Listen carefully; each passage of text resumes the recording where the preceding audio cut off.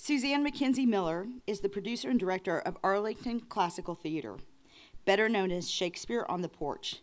How did this children's theater group grow from a handful of kids in pillowcases to full cast company bringing the Bard's great plays to rural Kansas? From Julius Ceasar to As You Like It, this is the story of 10 years, lots of kids, and one really big porch.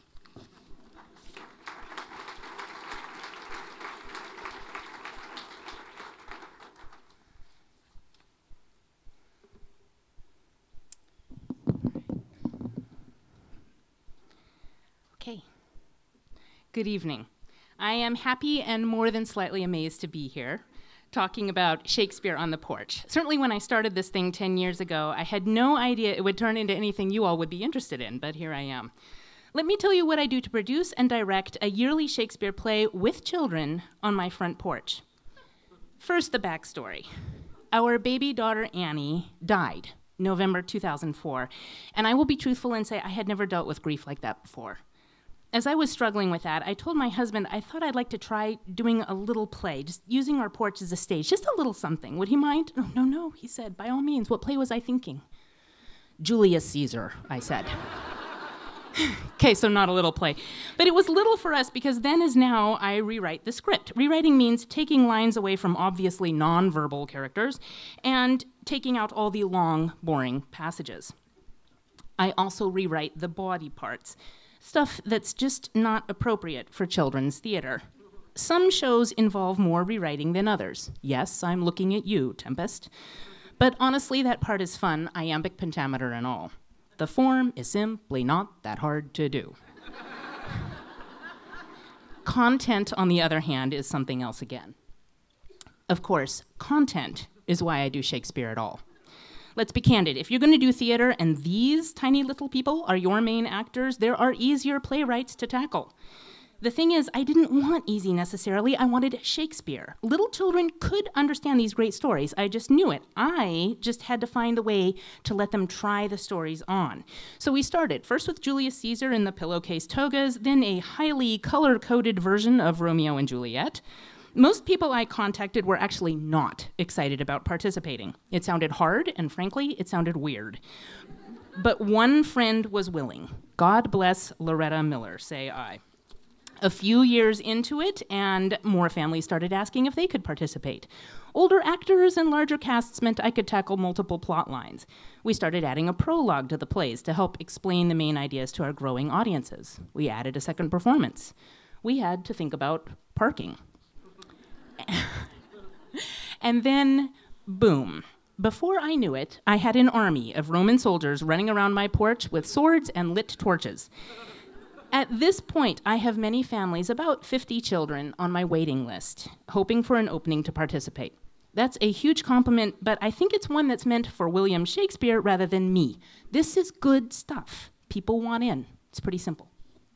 So some frequently asked questions. Is it really on a porch? Yes, it's really on a porch. The porch actually works well for some things like the torches I mentioned or an oh-so-famous balcony scene. We take most of the railings off. We set up cattle panels on the sides for backstage. We also use brooder lights with spotlight bulbs in them clamped to the guttering for our lighting. Props and sets are minimal. This is the Forest of Arden here from As You Like It, and as you can see, it's mostly a backdrop and two porch posts that look a little, if you squint, like trees. As for sound, our system consists of one word, project. Do I do everything myself? No, mercy goodness, no. The other parents and the older kids really make this thing work. They help with lines and cues, they manage backstage. Each family gets to choose a prop or set pieces to make it home and bring to the production. You might bring the fake blood, the backdrop, the life-size cardboard goat, but everybody pitches in.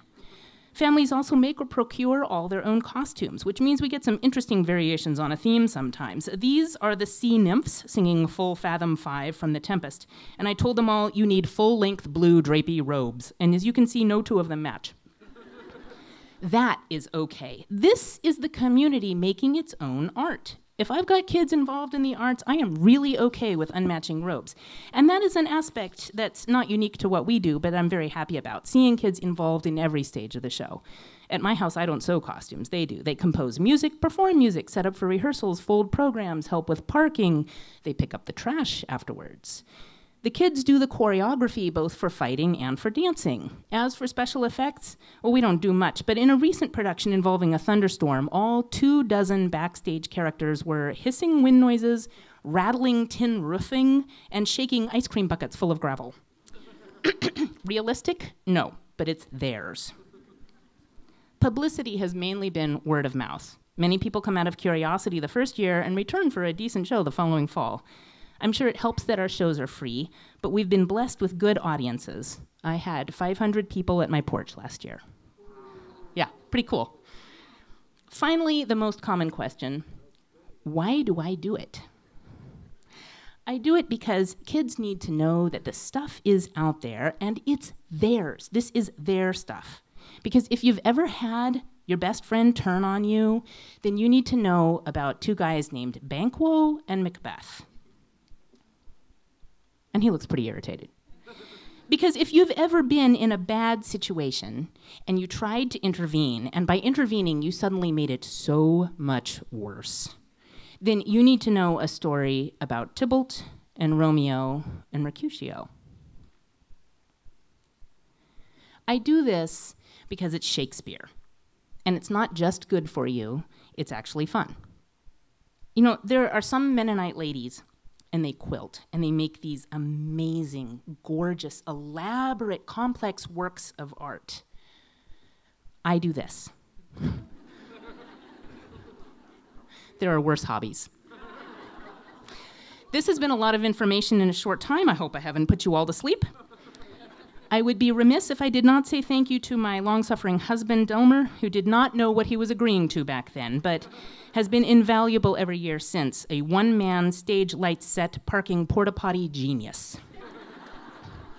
And finally, please join us. Rehearsals for our 11th season start soon, and you are all invited to Macbeth, October 20 through 22nd.